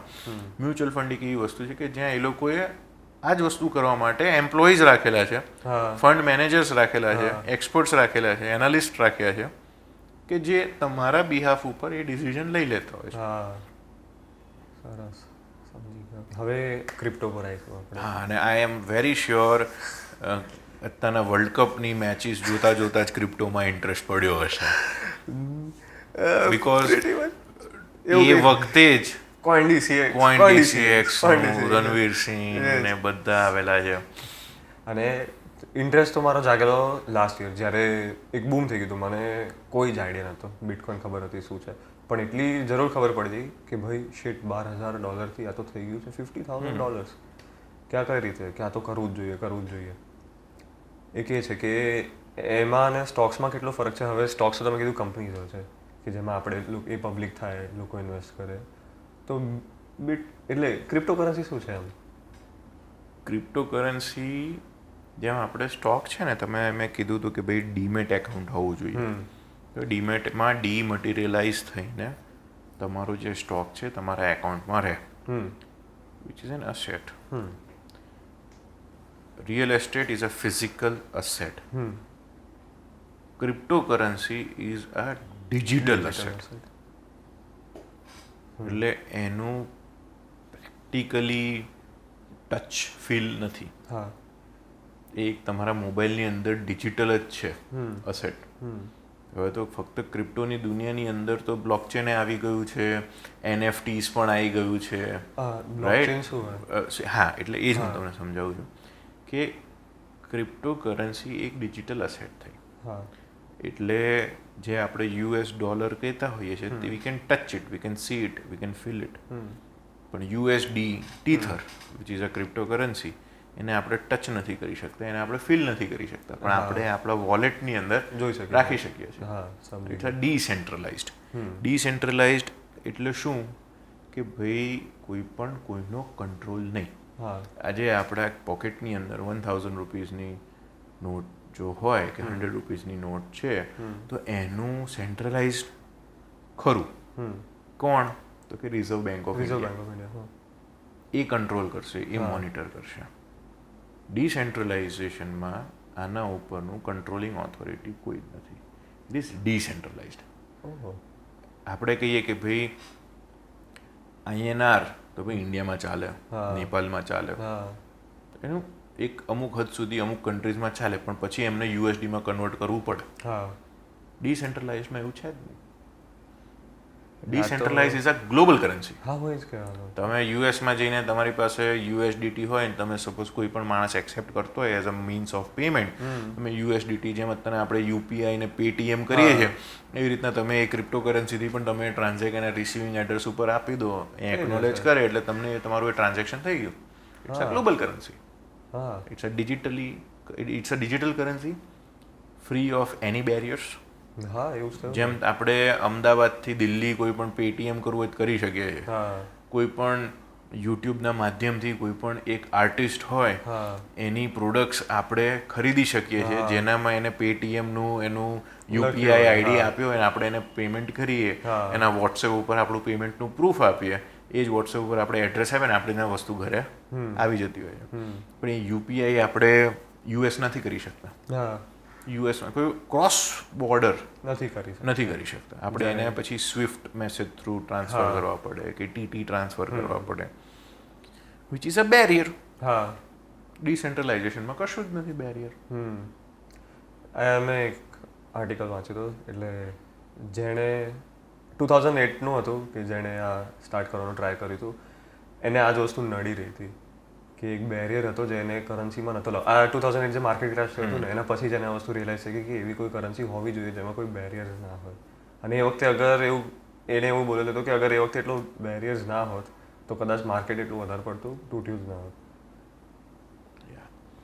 સો રહી વાત ક્રિપ્ટો, હવે ક્રિપ્ટો અને બ્લોકચેન હા આપણે કહીએ કે ક્રિપ્ટો ક્રિપ્ટો ક્રિપ્ટો ક્રિપ્ટો એક એસેટ છે.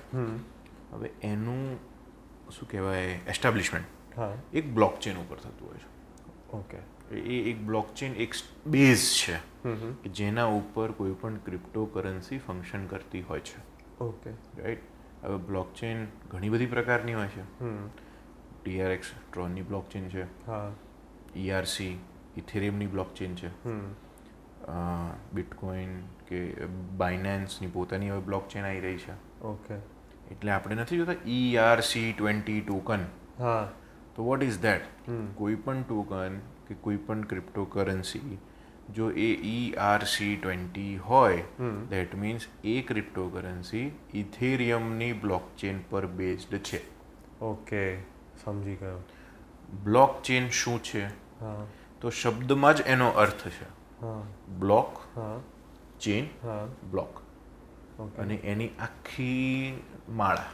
હા એટલે બ્લોકચેન ટેકનોલોજીમાં એવું છે કે ઇન્ફોર્મેશનનું લિંક હા તમે રાખી શકો છો. ઓકે. થોડું હજી સિમ્પ્લિફાય કરી હજુ આનાથી સિમ્પ્લિફાય વુડ બી ટફ, પણ એક આજે બ્લોકચેનમાં એવું હોય કે એક બ્લોક ઓફ ઇન્ફોર્મેશન આવી, ઓકે. એના પછીની ઇન્ફોર્મેશન ઇઝ કનેક્ટેડ ટુ વાયા આ લિંક. હા હા હા સમજો. આપણે ના કહીએ કે ભાઈ મારી પાસેથી આમ શ્લોક પાસે હા, આવ્યા, પછી શ્લોક ફરીથી. પાસેથી એના ફાધર હા. પાસે ગયા, એના ફાધરથી મારા ફાધર પાસે. તો શું થયું કે આખી એક ચેન હા છે. ચીનની.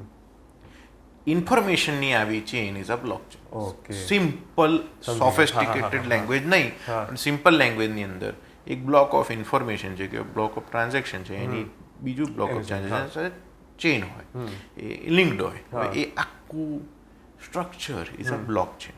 ઓકે. હવે એની અંદર હજુ ટેકનિકલ જોવું તો હેશ હોય ને કેટલી બધી વસ્તુઓ હોય. એ હેશ એટલે એ not the hash that usually people would be saying, but એ હેશ એક ટર્મિનોલોજી છે હા. કે જે તમારા ટ્રાન્ઝેક્શનનું એક આઈડેન્ટિટી હોય. ઓકે.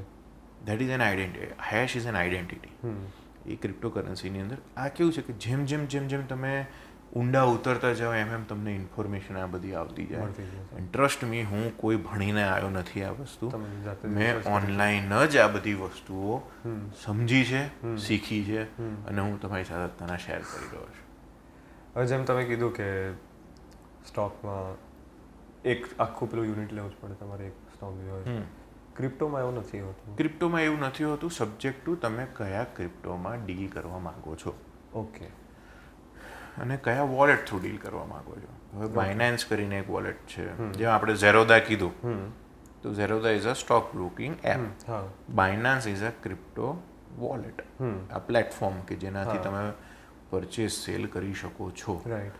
ટ્રસ્ટ વોલેટ એ એક વોલેટ છે કે જેનામાં તમે સ્ટોર કરી શકો છો, ઓકે. કન્વર્ટ કરી શકો છો અને ટ્રાન્સફર કરી શકો છો. હા. 3-4 વસ્તુઓ કરી શકો છો. ઓકે. જે તમારું ક્રિપ્ટો વોલેટ છે કે જે બાયનાન્સનું એકાઉન્ટ થયું કે વઝીરેક્સનું એકાઉન્ટ થયું કે CoinDCXનું એકાઉન્ટ થયું, એનામાંથી તમે તમારા ક્રિપ્ટો બાય સેલ પણ કરી શકો છો, હા. તમે હોલ્ડ પણ કરી શકો છો. આ બંને વસ્તુ તમે ઘણી બધી વસ્તુ કરી શકો છો. એનામાંથી તમારા ICO પણ તમે બિડ કરી શકો છો. ICO મતલબ જેમ આપણે IPO હોય સ્ટોક્સમાં, ઇનિશિયલ Okay. પબ્લિક ઓફરિંગ, એવી રીતના બધી ક્રિપ્ટોકરન્સીના આઈસીઓ પણ હોય ઓકે કે તમારે જોવું પડે કે ભાઈ આઈસીઓ કઈ કરન્સીનો છે, હા એની શું એન્ટ્રી છે, હા કેટલા રૂપીસનું મિનિમમ ઇન્વેસ્ટમેન્ટ છે, તમે તમારું એનું રિસર્ચ કરો. દરેક ક્રિપ્ટોકરન્સીનું વ્હાઇટ પેપર હોય ઓકે જે દરેક ક્રિપ્ટોકરન્સીની જે મેઇન વેબસાઇટ હોય એના ઉપર એ લોકોએ મૂકેલું જ હોય.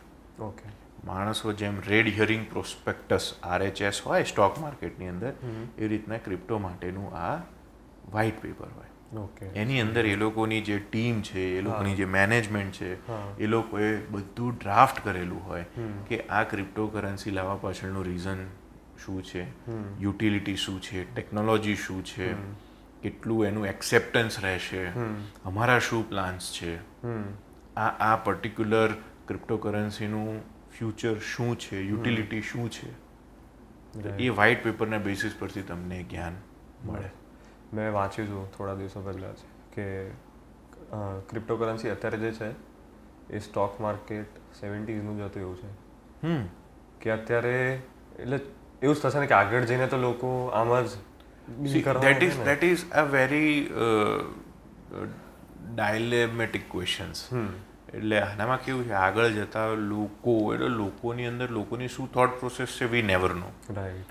But yes, India globally lead કરે છે highest number of crypto yes ઇન્વેસ્ટર્સમાં. ઓહો. ભલે આપણું we are having a good amount of people who are invested in cryptos. Even ઘણી નેશન્સે એને બેન કરવાની પણ ટ્રાય કરી, but the power of decentralisation is such કે તમે એને બેન નથી કરી શકતા. હા. ઇટ ઇઝ બેટર કે જો તમે બેન કરવામાં તમને બહુ બધો કષ્ટ પડે છે, બેટર એક્સેપ્ટ ઇટ અને તમે એને યુટિલિટી અલગ રીતના લો. રાઈટ, સમજી ગયો.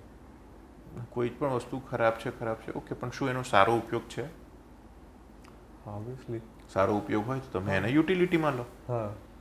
એટલે જ હવે જે પહેલાં ઇન્ડિયાએ ક્રિપ્ટોકરન્સીને ઇલીગલ કહેવામાં આવતું હતું, હવે સુપ્રીમ કોર્ટનું જજમેન્ટ છે કે ક્રિપ્ટોકરન્સીની અંદરની ડીલિંગ ઇલીગલ નથી, પણ એ અનરેગ્યુલેટેડ છે. હા. બે વસ્તુ થઈ આનામાં, એક લીગાલિટી ઉપરની વસ્તુ થઈ અને એક રેગ્યુલેશનની વસ્તુ થઈ. હા. ઇલીગલ નથી, હા, એ શ્યોર થઈ ગયું. હા. રાઈટ. ક્રિપ્ટોકરન્સીની અંદર તમે ઇન્વેસ્ટ કરીને હોલ્ડ કરવું એ વસ્તુ ઇલીગલ નથી. સુપ્રીમ કોર્ટનું જજમેન્ટ છે, એટલે તમને ઇન્ડિયાની અંદર તો તમે સેફ થઈ ગયા. રહી વાત રેગ્યુલેશનની, શું એ રેગ્યુલેટેડ છે? નો, એ અનરેગ્યુલેટેડ છે. ફરક શું? એ આપણે નાણાકીય ક્ષેત્રમાં જોઈએ તો આપણે બેંક્સ છે કે જે રેગ્યુલેટેડ છે, એ લોકોના અમુક નીતિ નિયમોથી ચાલવું પડે, અને આપણે શ્રોફ્સ છે કે જે લોકો વ્યાજે પૈસા આપે પણ એ લોકોનું રેગ્યુલેશન ના હોય, એ લોકોની નીતિ નિયમો ના હોય, એ લોકો રેગ્યુલેટેડ ના હોય. તમને અમદાવાદના શ્રોફ બજારની અંદર પૈસા જે મળે છે એ X% એ મળે, ગાંધીનગરના શ્રોફ માર્કેટમાં Y% એ મળે, તો એ રેગ્યુલેટેડ નથી. પણ બેન્કિંગ સેક્ટર કે જે રેગ્યુલેટેડ સેક્ટર છે એના રૂલ્સ એન્ડ રેગ્યુલેશન પ્રમાણે જે કામ કરશે. તમે એલિજિબલ છો તો તમને પૈસા મળશે, તમે એલિજિબલ નથી તમને પૈસા નહીં મળે. રાઈટ. હા, એ જ. તો ક્રિપ્ટોકરન્સી ઇલીગલ નથી, પણ અનરેગ્યુલેટેડ છે, કે જેનું ડ્રાફ્ટ બિલ બની રહ્યું છે, જે પબ્લિક એક્સેપ્ટન્સમાં આવવું જોઈએ. પહેલાં આવવાનું હતું પણ હવે ડીલે થઈ રહ્યું છે, આવશે ખરું. હા. આ તો અગર બહુ ફાર ફ્યુચર આપણે વિચારીએ કે કરન્સી તરીકે ગ્લોબલી બધા ખાલી ક્રિપ્ટો યુઝ કરી રહ્યા છે હવે, કેમ નહીં? તો એ ઇન્ફ્લેશનમાં કઈ રીતે ફેર પડી શકે છે એનાથી? એનાથી અને ઇન્ફ્લેશનમાં તો કેવું છે કે એનો યુટિલિટી આપણે કેવી રીતના કરીએ છીએ એના ઉપર છે. અત્યારના ઇન્ડિયાની અંદર વાત કરું તો કોઈ પણ તમને ક્રિપ્ટોની અગેન્સ્ટમાં ટમેટા ડુંગળી નથી આપતું, રાઈટ? તો તમારું જે કન્ઝ્યુમર પ્રાઇસ ઇન્ડેક્સ છે એના ઉપર અત્યારના હાલ કોઈ ઇમ્પેક્ટ નથી આવી રહ્યો ક્રિપ્ટોનું. ક્રિપ્ટો લોકો જે કરી રહ્યા છે એ છે ને ઇન્વેસ્ટમેન્ટ તરીકે લઈ રહ્યા, એની હજુ યુટિલિટી નથી. બહુ જ વાર હશે. આઈ માઇટ નોટ સે. આજે આ કેવી વસ્તુ થઈ કે ભાઈ પહેલાં આપણા દાદાના જમાનામાં કોઈકને પૈસા ટ્રાન્સફર કરવા હતા તો બધા પોસ્ટ ઓફિસમાં જઈને પૈસા આપતા હતા, પછી એ પેલું મની ઓર્ડર કરતા હતા. હવે મારે અહીંયાથી બેઠા બેઠા બોમ્બેમાં મારા ફ્રેન્ડ્સ છે, એ લોકોને પૈસા જોઈતા હોય કે મારે એમની પાસેથી પૈસા જોઈતા હોય તો વિધિન ફ્રેક્શન ઓફ સેકન્ડ્સમાં મારી પાસે પૈસા આવી જતા હોય. હા. સો જ્યારે ટેકનોલોજી આટલી ડેવલપ થઈ છે તો એની સાથે સાથે એની યુટિલિટી વધેલી છે. અત્યારના હું એક સવાલ પૂછું કે શ્લોક, ફિઝિકલ કરન્સી કેટલી છે? તો મારી પાસે 500 રૂપિયાથી વધારેની ફિઝિકલ કરન્સી નહીં હોય, પણ આપણા બધાના મોબાઈલની અંદર આપણા બેંક એકાઉન્ટ લિંક્ડ છે. એનું બેંક બેલેન્સ આપણે એક્સેસ કરી જ શકીએ છીએ કોઈ પણ ટાઈમે, જ્યારે ઇવન બેંક બંધે કેમ નથી. ટેકનોલોજી એ એક કેવું છે, ઇવોલ્યુશન લાવે છે. ક્રિપ્ટો એક ઇવોલ્યુશન જ છે, અને એનું તમે સદુપયોગ કરશો તો બેનિફિટમાં મળશે. એક મસ્ત ક્વેશ્ચન આવ્યો છે મને કે આપણે જેમ સ્ટોકમાં ઇન્ડસ્ટ્રી એનાલાઇઝ કરીને પછી બાય કરીએ, તો ક્રિપ્ટોમાં શું કરી શકીએ આપણે? ક્રિપ્ટોમાં તમારે મેં જેમ કીધું એ વ્હાઇટ પેપર સમજવું પડે, એની યુટિલિટી શું છે એ સમજવી પડે. અમુક ક્રિપ્ટો કરન્સી એ છે કે જેના માધ્યમથી ફોરેક્સની અંદર પણ તમે ડીલ કરી શકો છો, રાઈટ? તો એ ક્રિપ્ટો કરન્સીની ડિમાન્ડ જો ફોરેક્સમાં આવી તો એક જ સામટી ડિમાન્ડ સારી એવી આવી શકે છે, તો તમારી પ્રાઇસ વધી શકે છે. એટલે બેઝિકલી કોઈ બી ક્રિપ્ટોની વેલ્યુ તો એના પર જ ડિપેન્ડ થાય ને. એની યુટિલિટી શું છે, એની ટેકનોલોજી શું છે, એનું એક્સેપ્ટન્સ શું છે, કેટલું છે, અને એના ઘણા બધા નિયમ અને ઘણા બધા પેરામીટર્સ છે. આ 3 તો ઉપર છેલ્લી વાત છે કે જેનાથી તમને બેઝિક અન્ડરસ્ટેન્ડિંગ આવે. એની અંદર ઘણી બધી કરન્સીઝ હોય છે. આપણે ઘણી વખત આપણે જોયું છે કે ટ્વિટરના માધ્યમથી એલોન કાકા છે, આપણે alone Musk, I call him alone કાકા, એમની એક ટ્વીટથી એક આખી ક્રિપ્ટો કરન્સીની અંદર ઇમિડિયેટ ભાવ વધારો આવી ગયો હતો, અને પછી એ ટેન્ક પણ થઈ ગયું. પણ એ એક પર્ટિક્યુલર એ કેમ થયું? કારણ કે શું જેટલા પણ લોકોએ ઇન્વેસ્ટ કર્યું હતું એ લોકોએ શું કહેવાય ઇન્ફોર્મેશન કે એનાલાઇઝ કરીને ઇન્વેસ્ટ કર્યું હતું, જાણવાનો કોઈ ટ્રાય નહોતો કર્યો. તો તમે એ ડોજ કોઈન જોવો છો કે શિબા ઇન્ઝુ કોઈન જોવો છો કે બેબી શિબા જોવો છો, કે જેટલી કરન્સીઝ છે, અઢળક કરન્સીઝ છે. ક્રિપ્ટો કરન્સીની દુનિયાની અંદર ઇન્વેસ્ટમેન્ટ કરવા માટે અઢળક કરન્સીઝ છે, પણ કેમ અમુક જ સારામાં સારી છે? કેમ બિટકોઈન આખી ઇન્ડસ્ટ્રીનું મોર દેન 45% ડોમિનન્સ છે? કેમ ઇથેરિયમનું એના પછીનું સેકન્ડ નંબરનું ડોમિનન્સ છે? વાય? કારણ કે એની ટેકનોલોજી, એની યુટિલિટી, એનું શું કહેવાય, એનું એક્સેપ્ટન્સ. આજે હું કહીશ કે મારી પાસે બિટકોઈન છે તો બધા જ મને એક પ્રાઇડથી જોશે, બિટકોઈન હોલ્ડર, રાઈટ? ક્રિપ્ટોના જેટલા પણ ઇન્વેસ્ટર્સ હશે કે યાર નહીં, એને એક સારી વસ્તુમાં ઇન્વેસ્ટ કર્યું. Bitcoin is a good thing to invest, પણ bitcoin is not the only thing which is good to invest. એના સિવાયની પણ ઘણી પોટેન્શિયલ ધરાવતી કરન્સીઝ છે કે જેનામાં ઇન્વેસ્ટર્સ ઇન્વેસ્ટ કરી શકે છે, અને એ એમના એસેટને કમ્પાઉન્ડ કરી શકે છે. ક્રિપ્ટો કરન્સીઝની અંદર એક એ બેનિફિટ છે કે એનામાં કોઈ સીલિંગ છે નહીં. ઇન્ડિયન સ્ટોક માર્કેટની અંદર એવું હોય કે ભાઈ તમારી સીલિંગ રહી તો એક સર્કિટ વાગી કહેવાય, કે ભાઈ 20%ની સર્કિટ રહી, પછી બહુ જ બાઇંગ આવ્યું તો પછી એ સર્કિટ ખુલે, બીજા 10-15% ઉપર જાય, ફરી પાછું બાઇંગ આવ્યું તો ત્રીજી વખત થાય. એ રીતના 2-3 કે 4 વાર I need to recheck on the statistics, પણ એ રીતના 2-3 વખત એની સર્કિટ થાય તો એ થાય. But what it is controlled. Crypto કરન્સીસની અંદર ધેર ઇઝ નો સર્કિટ. જેટલી ડિમાન્ડ આવે તો એ તમારું એ 1 રૂપિયાના 100 રૂપિયા થઈ જાય, અને 100 રૂપિયાના 1 રૂપિયા થઈ જાય. બંને સાઈડ કામ કરે છે આ વસ્તુ.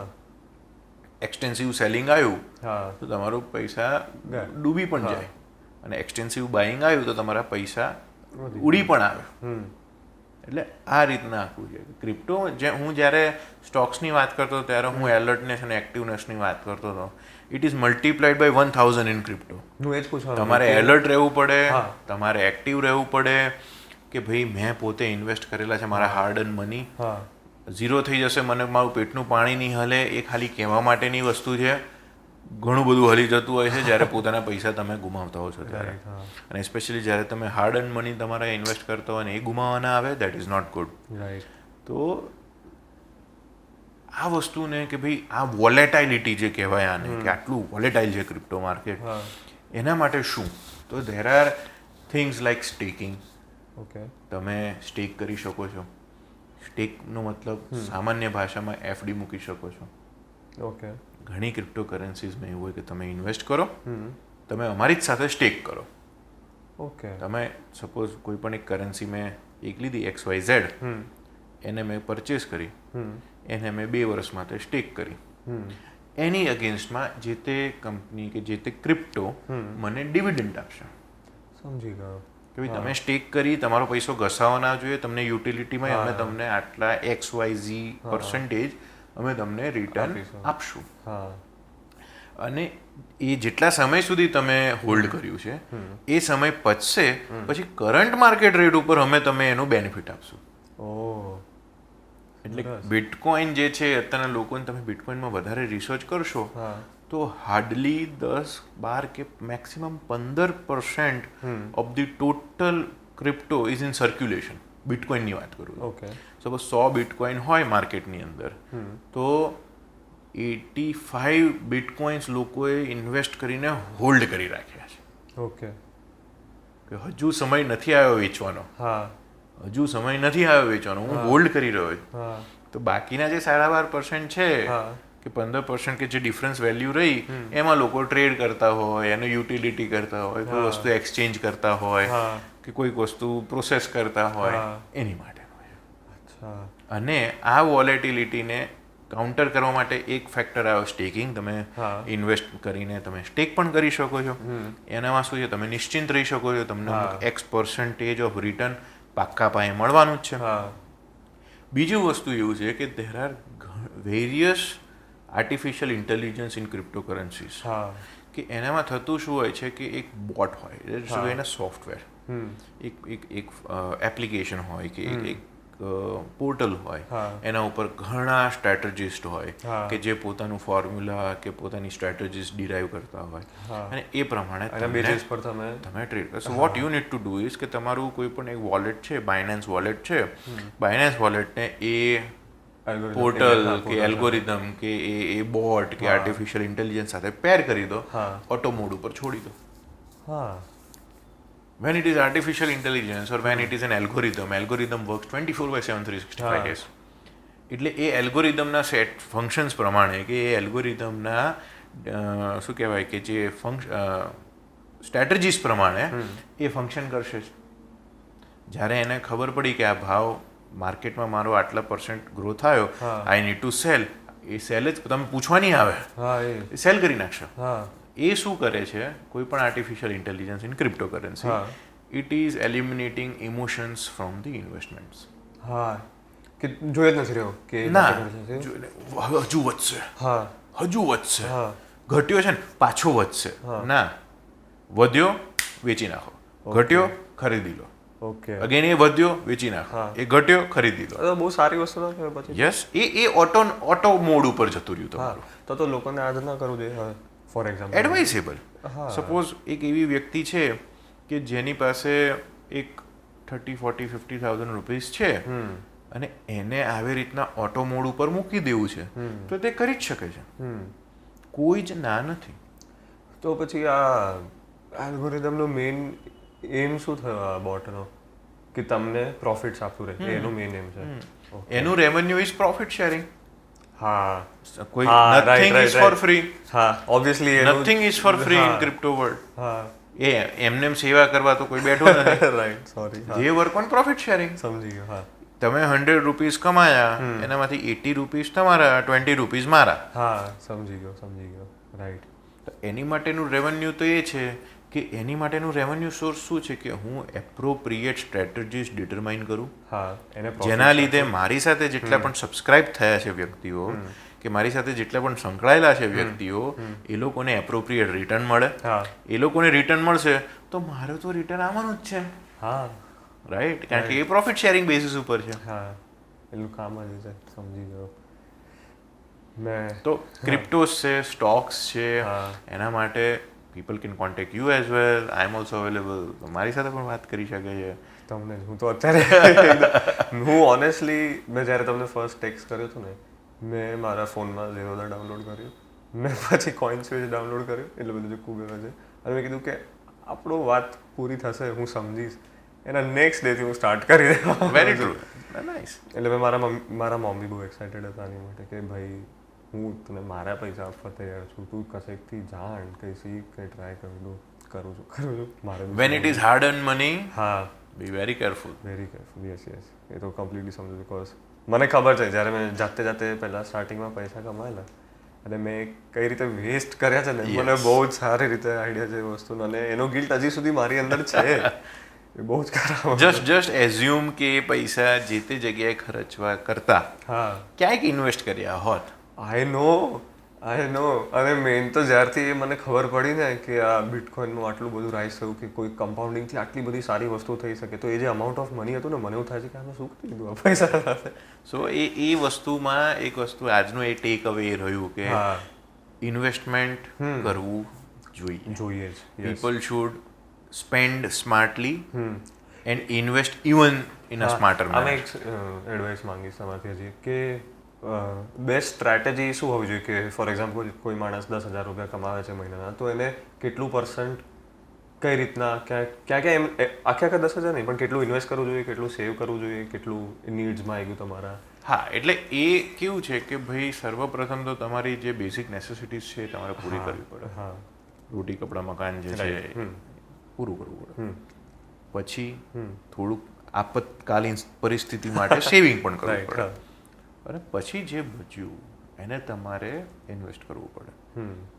હવે ઇન્વેસ્ટમેન્ટ સ્ટ્રેટેજીસ દરેકે વ્યક્તિથી અલગ અલગ થતી જાય, દરેક વ્યક્તિના બેકગ્રાઉન્ડથી અલગ થતી જાય, અને દરેક વ્યક્તિના એક્સપેક્ટેડ ફ્યુચર એક્સપેન્સીસથી અલગ થતી જાય. હવે કોઈ પોતાના અર્લી 20sમાં હોય, મારા જેને કમ્પ્લીટલી યંગ જનરેશન આપણે કહીએ, હા, ચલો ઘરનો બી સપોર્ટ છે, એને પોતાના પૈસા કશે કાઢવાની જરૂર નથી પડી રહી, પણ એ પૈસા કમાઈ રહ્યો છે, બરાબર છે, તો એને એનું શું કરવું જોઈએ? એને તો એની પાસે તો આમ જોવા જાવ તો ગોલ્ડન ઓપોર્ચ્યુનિટી છે. જ્યારે એના કેશ ઇનફ્લોની સામે એનો કોઈ કેશ આઉટફ્લો નથી, અગેન્સ્ટ બેઝિક નેસેસિટીઝ, અગેન્સ્ટ સેવિંગ્સ, તો એને તો મારા જ્ઞાન મુજબ if I was the one, જો હું એ વ્યક્તિ હોત કે જેને ખાલી કેશ ઇનફ્લો જ છે, કોઈ પણ બેઝિક નેસેસિટીઝ માટે કેશ આઉટફ્લો નથી, કે સેવિંગ્સ માટે કે આપાતકાલીન પરિસ્થિતિ માટે કોઈ કેશ આઉટફ્લો નથી, હું આંખ બંધ કરીને ફક્ત 500 કે 1,000 રૂપિયા મારી પાસે રાખું, બીજું બધું હું ઇન્વેસ્ટ કરી દઉં.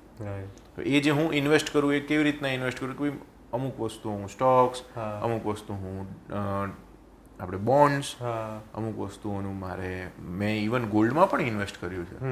મારી પાસે 5,000 રૂપિયા હતા, સોવેનિયર ગોલ્ડ બોન્ડ સ્કીમ આવી, મેં એ જ ડીમેટથી જ ગોલ્ડ ઇન્વેસ્ટ કર્યું. મારી પાસે ફિઝિકલ છે જ નહીં, મેં ડીમેટથી કર્યું ગોલ્ડમાં ઇન્વેસ્ટ કર્યું, મેં કોમોડિટીમાં ઇન્વેસ્ટ કર્યું, હું મ્યુચ્યુઅલ ફંડ્સમાં ઇન્વેસ્ટ કરું છું, શેર્સમાં ઇન્વેસ્ટ કરું છું, ક્રિપ્ટોમાં પણ મારું ઇન્વેસ્ટમેન્ટ છે. પણ એ કેવું છે, બધું પેલું ડિવાઇડેડ છે, એટલે મારું રિસ્ક પણ ડિવાઇડેડ છે. હા, પરફેક્ટ વસ્તુ છે આ રીતના. યસ, કંઈ નહીં, આ કોન્વર્ઝેશન અહીંયા એન્ડ કરીશું આપણે. શ્યોર. અને નેક્સ્ટ ટાઈમ ડેફિનેટલી થોડું હજી વધારે સ્ટોક્સ, આ તો કારણ કે નેવર એન્ડિંગ કોન્વર્ઝેશન લાગી રહ્યો છે મને, અને બહુ જ ઈચ્છા છે કે oil and gas industry. Sure, why not. એક ઓઇલ એન્ડ ગેસ ઇન્ડસ્ટ્રી એક બહુ મહત્વપૂર્ણ ઇન્ડસ્ટ્રી. હા, એ જ કે જે ઓવરઓલ બધા ચાલી જ એના પર રહ્યા છે એક રીતનું કહીએ તો. યસ, તો it was very nice learning. Sure. અને હું મારી જર્ની આઈ એમ શ્યોર કાલથી સ્ટાર્ટ કરી રહ્યો છું.